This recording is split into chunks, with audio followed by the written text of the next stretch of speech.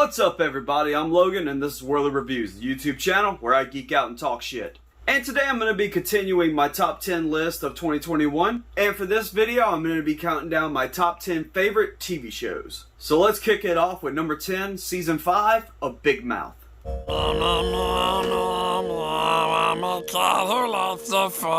There were a few things this season that may have crossed the line. Tonight, you're gonna see Santa's dick. The Christmas episode was by far my favorite. But we threw in them sweaty balls as a special Christmas surprise. Just God, no. But what I love about Big Mouth is how they exaggerate what it feels like to go through puberty.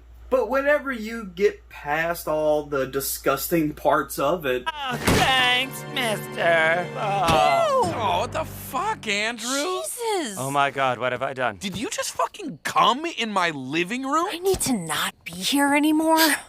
Did somebody just ejaculate in here? The show really does have a lot of heart, and you can kind of see your friends growing up. Like, you know, I had a friend like this character. Or I was this character growing up. Oh my God, I nicked my sack. My balls are gonna slip through the hole. But at the end where Nick Kroll is actually in the show... We all have our own monsters, hormones, anxiety, depression, hate. It's all about how you deal with them. Your monsters are you. He gives that revelation, and I fucking dug that. That was just so on the spot for me. But really can't wait for more Big Mouth. I look forward to every season. It's definitely becoming one of those shows that's an essential of mine. But moving on to number 9, it's season 1 of Falcon and the Winter Soldier. I did a review on this one whenever the final episode premiered, and I ended up giving it a rewatch level 9 out of 10. I have kind of rewatched it since then, and I still love the show. But not as much as I did when I first saw it. So even though it still made the top 10 list, I want to change the rewatch level. I'm going to drop it down to a 6 out of 10 now. I don't know, it's not as rewatchable as I thought it would be, I guess. But if you do want to hear my full review on it, I'll leave a link down in the description. Go check it out. And next up at number 8 is season 3 of Netflix's You. You! What is he talking about? It's called You! I've never done a show on measles. It's a show I give up. called You on Netflix. There's a show called Lowering on Netflix.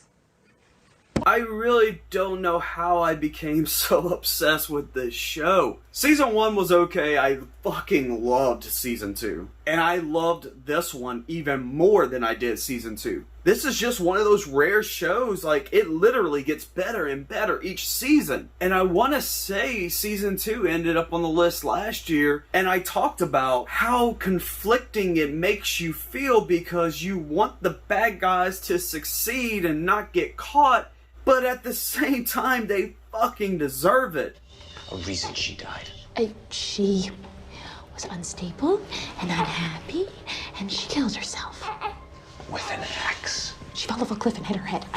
I don't know. I am still upset that, you know, my girl Love had to die this season. I mean, she did, like, go full off the rails crazy.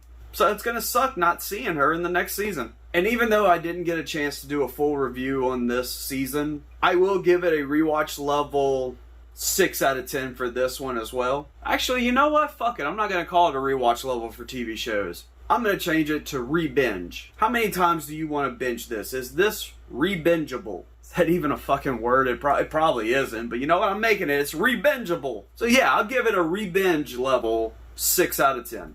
And moving on to number 7, I kind of bent the rules with this one. But it's South Park, the vaccination special, and the post-COVID specials. Yeah, I'm gonna rope all 3 of them in because, you know, we didn't get a full season. We only had 3 specials this year. And I did a review on the vaccination one. I liked it. I mean, it was better the second and third time around. And with the post-COVID ones, them going and showing us the future, the boys as adults and everything. He's here. Who's here? Cartman? But he's changed. Changed how? Yes, I know. It's been a long time since we've seen each other. I'm doing really well. I'm actually the head of Gaspetsa Synagogue down in Colorado Springs. Can you believe it? I'm a rabbi. Holy shit, that blew my mind. I fucking loved it. In fact, I just got done watching the second post-COVID episode, Return of COVID, right before I started shooting this thing. And yeah, the specials definitely deserve to be on this list. And I'll give it as a whole, like all 3 episodes together, a re-binge level 8 out of 10. And at number 6 is season 2 of Dave. I'm not a big hip hop and rap fan. There are certain artists I do like, especially like from my high school days. But Lil Dicky is definitely one of the artists that I like listening to. Love season 1 of this show. Season 2 just took it to a whole new level. Not gonna lie, cried at the finale when Gator came out. With me, no turf. All good, homie, what the fuck are friends for? Hey, hey, hey, we good, so good that it hurts so bad. Like, he gave his boy a shot, and he gave back to him, and their friendship was better, and it's fucking beautiful, man. And also the songs this season were so goddamn good. I never had a menage. I'd rather get a fiance. Mama, my ass like a prostate. She thinking forward like blockchain, but that's a joke. That's a joke. Hey, ha ha ha. They getting roast. Hey, hey, these motherfuckers they done lost me. Everything I'm doing lofty. I'm kind of wearing on them like a softie. I got a ground up like coffee. Mountain. What would you do to do what you want? I took a shit in Korea.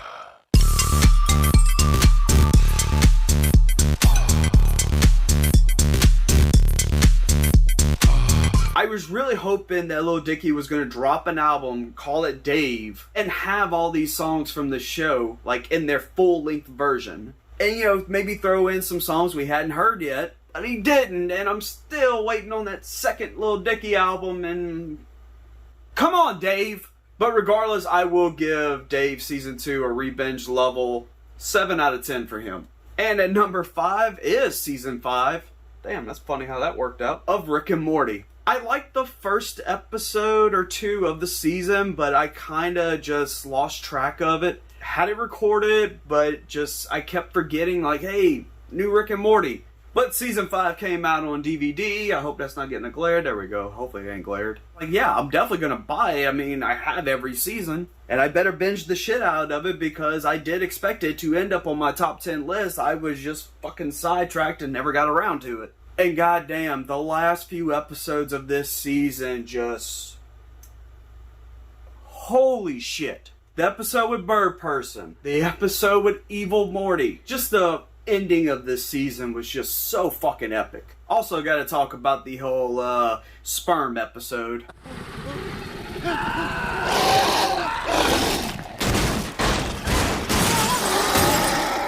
But I'm gonna give Season 5 of Rick and Morty a rewatch level 10 out of 10. It's perfect. I can't believe I waited so long to watch it.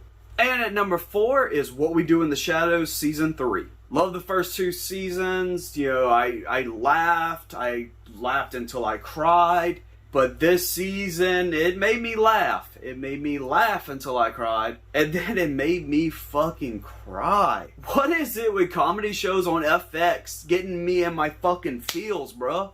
But this season, it was just so beautifully done. Like, Nandor and Naja's storyline was kind of meh, but seeing Laszlo and Colin have that buddy moment throughout the whole season, and then everything's revealed why that storyline was taking place, and it's just like, holy shit. But goddamn, that cliffhanger. Shit.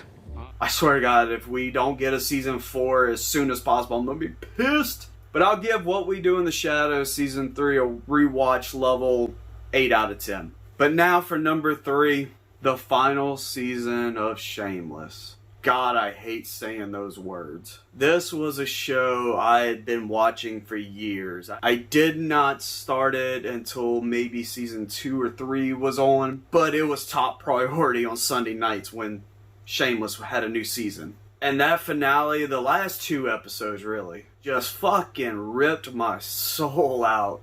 But I did a reaction to the final 2 episodes, like the ending of them. And on the series finale one, it's my most viewed video to date with over 14,000 views. Which just goes to show you that people like to see me cry. But the final season of Shameless, it wasn't perfect. I did have a few issues with it. But for what it is and what it's been for the past over a decade. Shit. I have to give it a rewatch level 10 out of 10. This is another one of those shows that I could just throw on anytime. Like, I could go to a random season, random episode, start there, be good.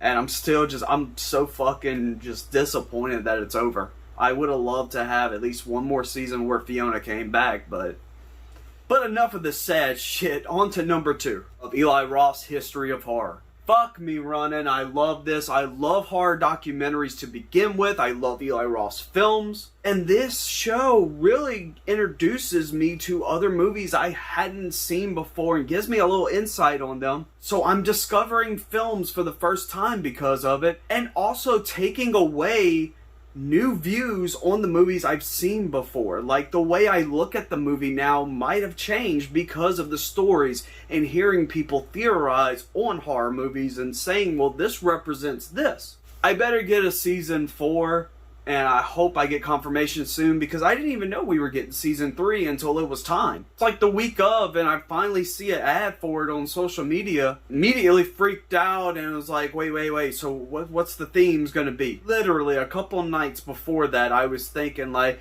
man, if Eli Roth does another season of History of Horror, that'd be cool to tackle sequels. Or maybe even do an episode on remakes, the ones that are actually pretty good. And sure enough, the first episode's theme was sequels that don't suck. But yeah, so History of Horror is getting a fucking 10 out of 10. I've watched this season probably 10 times, and it just ended a few weeks back. But now for number 1. Let me grab this Red Bull. I'm gonna need it. Season 1 of fucking Chucky. I wanted to do a full review on this. I really did. It kept slipping my mind. So hopefully with season 2, since it's fucking confirmed, yes, I plan on hopefully doing like maybe every episode or maybe every other episode, getting maybe a little review or a reaction done for that one next year. But this show was perfect. I thought it was going to be mediocre. But holy shit, like, I did not expect this show to be what it became. And I'm not talking about the hype, I'm talking about the story we got. Everything makes sense. It is a perfect way to bring Chucky into 2021. And we're getting flashbacks, we're getting characters from the old school movies. It damn near felt like Child's Play Endgame. And seeing those old characters just got me so excited, brought me right back to my childhood. Even the new characters were great, and the character development with them and everything was just fucking mind-blowing. I have to talk about the character Lexi because I hated her in the beginning, which is what you're supposed to do, but no, like, I was like, okay, the cunt's finally about to die. But I ended up wanting her to survive, and that all goes to the actress that played her and Don Mancini's writing. Like, holy shit, did that fucking character go through a development. I'm so happy they got a season 2 coming. I really hope this comes out on DVD and Blu-ray. Actually, I probably will buy this one on Blu-ray. This will be one of those rare shows I buy on Blu-ray. But yeah, Chucky season 1 gets a 9 out of 10 re-binge level. Did I say rewatch level? But yeah, so that's it. That is my top 10 favorite TV shows of the year. And if you would, hit that like button, drop a comment down in the comment section, share on social media, and subscribe to stay up to date with all the videos I got coming. Thank you all for watching, and I'll see you all next time.